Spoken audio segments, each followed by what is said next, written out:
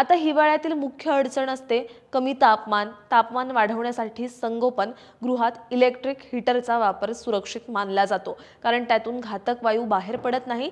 तसंच वीज उपलब्ध नसेल तर कोळशाची शेगडी वापरता येते, मात्र खोलीत हवा खेळती राहील याची काळजी देखील घेणं गरजेचं असतं।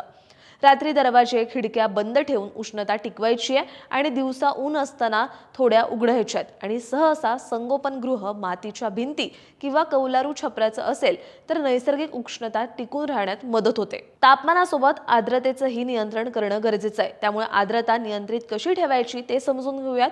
आर्द्रता टिकवण्यासाठी पहिला आणि सोपा उपाय म्हणजे दरवाजे आणि खिडक्यांवर ओले गोणपाट लावायचे आणि संगोपन खोलीच्या जमिनीवर आणि भिंतींवर वेळोवेळी पाणी शिंपडायचं आहे। यासोबत लहान किडींच्या संगोपनासाठी पॅराफिन पेपर किंवा ओले फोम पॅड लावले तर पानं लवकर वाळत नाहीत। मात्र आर्द्रता जास्त झाली तर बेड ओले राहतात